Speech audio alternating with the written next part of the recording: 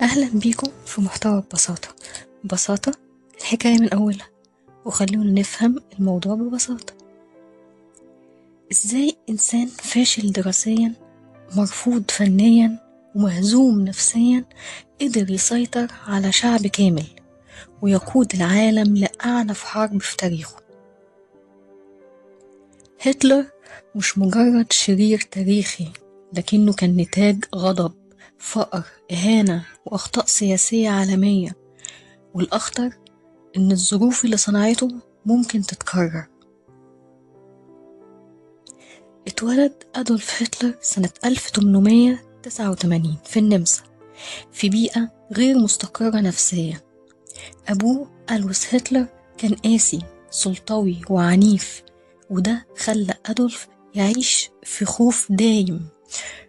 أمه كلارا كانت العكس تماما، كانت مصدر الأمان الوحيد في حياته، وكان متعلق بيها تعلق مرضي، وده كان ليه أثر نفسي مهم عليه، وهو إن الطفل ده كبر وهو مش متصالح مع نفسه، وده هيظهر في كل قراراته بعد كده. هتلر من صغره كان بيكره السلطة، وده ظهر في خوفه من السلطة وفي رغبته بعد كده في امتلاكها، لأنه كان بيحب السيطرة وشايف نفسه أعظم من اللي حواليه. لكن في الحقيقة هو كان طفل مهزوز وغاضب، وعنده شعور داخلي بالدونية، وحاسس إنه أقل من غيره، وفي احتياج دايم للاعتراف والتقدير.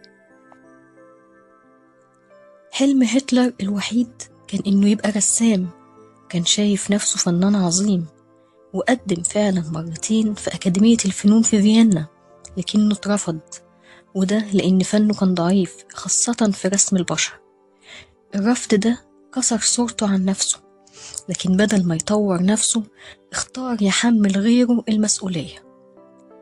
في فيينا هتلر عاش فقير، ونام في ملاجئ، واحتك بأفكار عنصرية منتشرة ضد اليهود، ومن هنا بدأ يربط فشله الشخصي بمؤامرة خارجية، فبدأ يحمل اليهود والمهاجرين مسؤولية فشله، وده مش لأنه اتولد عنصري، لكن لأنه كان محتاج عدو يعلق عليه فشله، وده كان أخطر تحول، لأنه اتحول من فشل فردي لكراهية جماعية.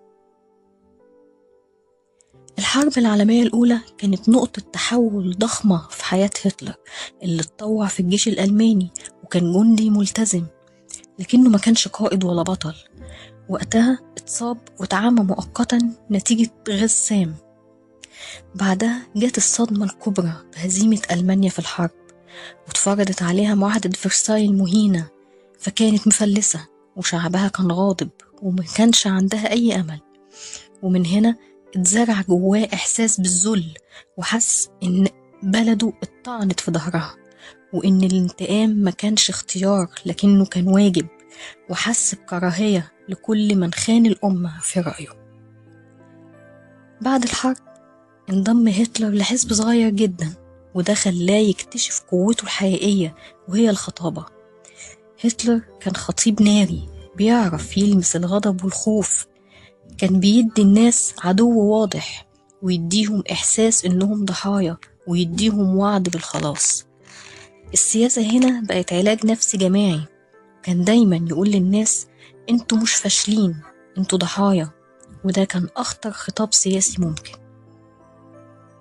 سنة 1923 هتلر حاول يعمل انقلاب، لكنه فشل ودخل السجن، وفي السجن كتب كتابه الشهير كفاحي.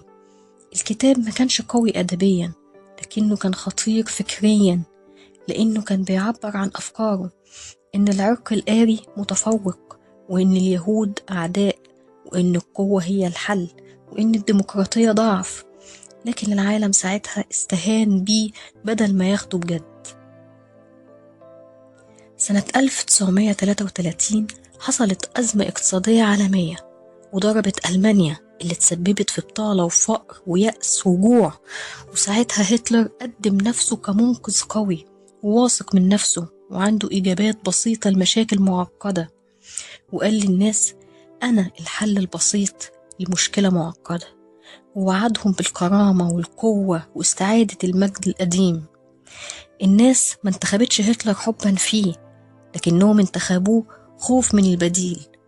هتلر بعد كده اتعين مستشار، وبعدين بقى ديكتاتور كامل. هتلر أول ما وصل للحكم لغى الأحزاب وسيطر على الإعلام ونشر الدعاية وخلق دولة بوليسية كاملة وغسل العقول وخلق عدو دائم. لكن عبقريته الحقيقية فعلا كانت في الدعاية وفي استخدام الخوف وفي تحويل الغضب لطاعة، لأنه كان فاهم إن السيطرة على العقول أهم من السيطرة على الأرض. النازية بالنسبة له ما كانتش بس نظام سياسي، لكن كانت طريقة تفكير مفروضة بالقوة. رغم صورة هتلر كزعيم قوي، لكنه كان إنسان منطوي ونباتي ومهووس بالنظافة، وعلاقته بإيفا براون كانت غريبة وباردة وسرية ومفيهاش أي عمق حقيقي. هتلر ما كانش عنده أصدقاء حقيقيين ولا كان عنده ثقة في أي حد. هتلر كان ديكتاتور، لكنه كان إنسان مرعوب من الخيانة وإنسان هش بيغطي ضعفه بالقسوة. الهولوكوست بالنسبة لهتلر ما كانش قرار فجائي، ده كان تطور تدريجي بدأ بخطاب كراهية وقوانين تمييز وعزل اجتماعي ونزع إنسانية، وبعد كده معسكرات وقتل جماعي وإبادة منظمة. هتلر عمل على نزع إنسانية وعزل وقتل 6 مليون يهودي، ده غير الغجر والمعاقين والمثاليين والمعارضين. أخطر درس هنا إن الشر مش بيبدأ بمجازر، لكن ممكن يبدأ بس بخطاب كراهية. مع توسع الحرب سنة 45 الحرب انقلبت على هتلر، وحصلت أخطاء عسكرية وحصل استنزاف وهزايم متتالية، والحلفاء دخلوا برلين، وبالتالي برلين سقط وهتلر اختار الانتحار في المخبأ بتاعه. هتلر ما كانش شيطان خارق ولا حاجة، لكنه كان نتيجة فشل وغضب وإهانة وصمت عالمي. كان إنسان استغل خوف الناس وفشلهم وجرحهم، وده كان أخطر بكتير من أي وحش خيالي. ببساطة التاريخ مش حكايات قديمة، ده مراية بنشوف فيها نفسنا، ومش عشان نلوم الماضي لكن عشان ما نعيدوش تاني. أتمنى يكون الفيديو عجبكم، وأتمنى تدعموني بلايك وفولو عشان يوصل لكم كل الفيديوهات الجاية إن شاء الله.